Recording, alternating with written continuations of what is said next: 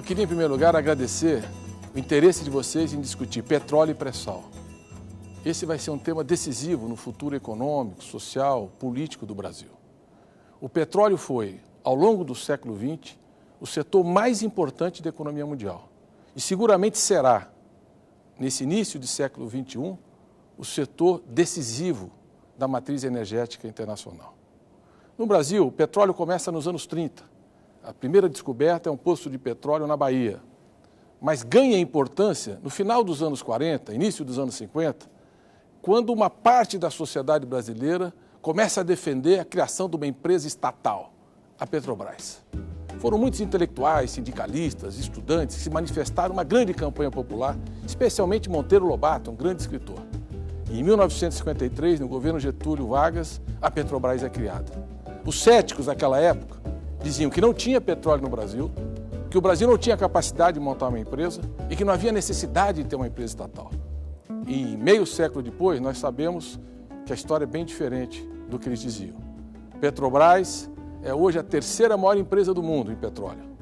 É um êxito tecnológico e tem um papel decisivo na economia brasileira e no impulso ao petróleo. Em 1997, depois de 60, 70 anos de trabalho, nós conseguimos finalmente chegar à produção de 1 milhão de barris por dia. E só em 2006, os novos campos da Bacia de Campos, é que o Brasil atingiu a autossuficiência de petróleo, ou seja, nós consumimos e produzimos alguma coisa próxima a 2 milhões de barris.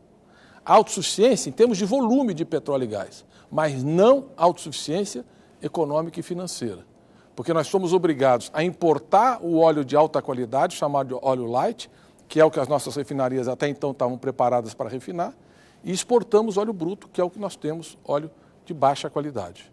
Então nós temos um déficit comercial da ordem de 11 bilhões de dólares no ano de 2008, o que mostra que nós temos autonomia volumétrica em produção de petróleo desde 2006, mas nós precisamos de muito trabalho para termos lucro, para termos rentabilidade no setor do petróleo, que é o setor mais rentável de toda a economia mundial durante todo o século XX. E, como eu disse, continuará sendo. O que é o pré-sal? A Petrobras, pela primeira vez, usa sondas de grande profundidade e atinge em 7 mil metros de profundidade, na Bacia de Santos, grandes campos de petróleo, o chamado pré-sal. Ou seja, ela vai perfurar rochas e uma camada de mais ou menos, em algumas áreas, de 2 quilômetros de sal, até chegar nesses grandes reservatórios, nos chamados megacampos de petróleo. Nós já temos ali alguma coisa próxima a 16 bilhões de barris descobertos no pré-sal. E as estimativas apontam que o pré-sal pode chegar entre 50 e 80 bilhões de barris. O preço do barril a $100, nós estamos falando de uma riqueza já descoberta de 1 trilhão e 600 bilhões de dólares.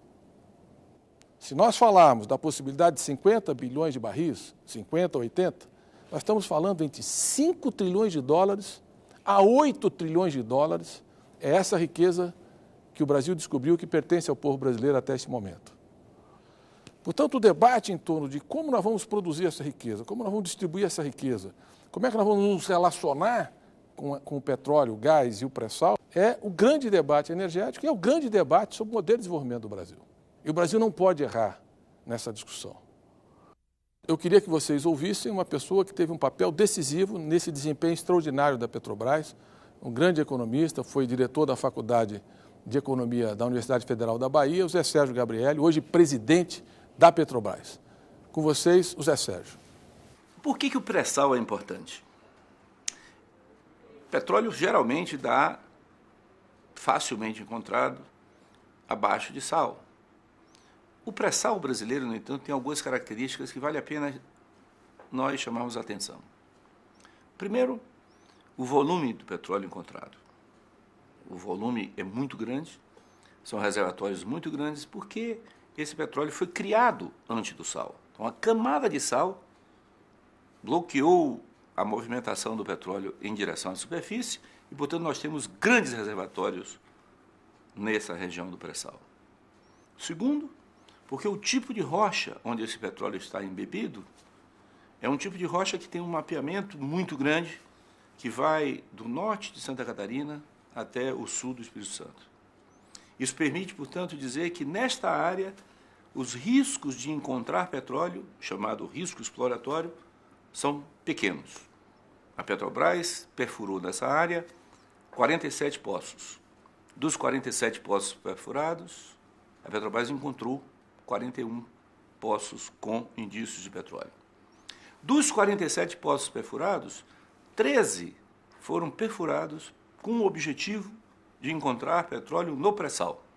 Os outros foram extensão de poços já existentes que tinham produção no pós-sal.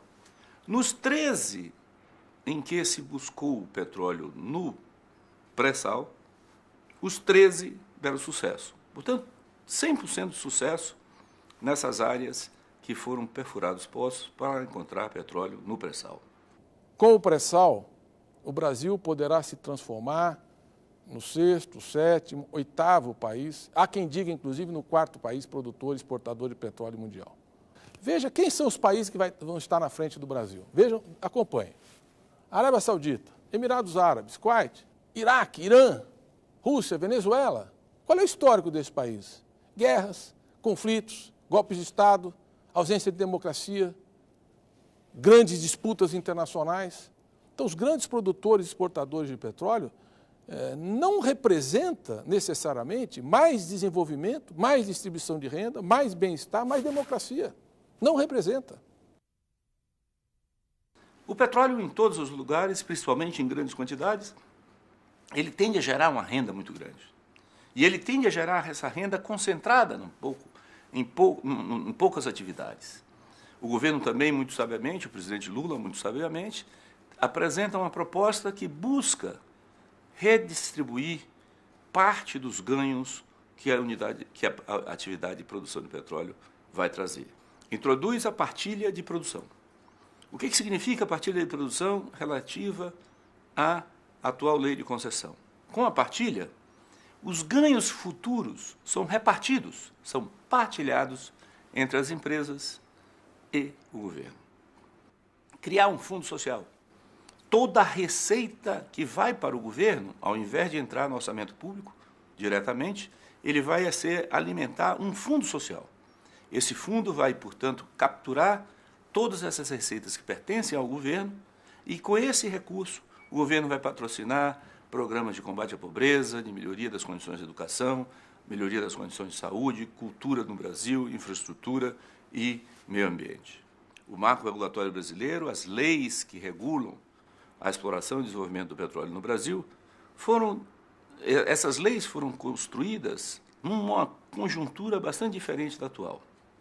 No final da década de 90, o preço do petróleo era baixo, o Brasil vivia uma crise econômica séria, a necessidade de atrair capitais internacionais e tecnologia internacional eram reais. Com a economia brasileira, hoje, essa situação muda, porque nós deixamos de viver uma situação de dificuldade de acesso ao mercado internacional para viver uma situação em que é fácil levantar recursos internacionais.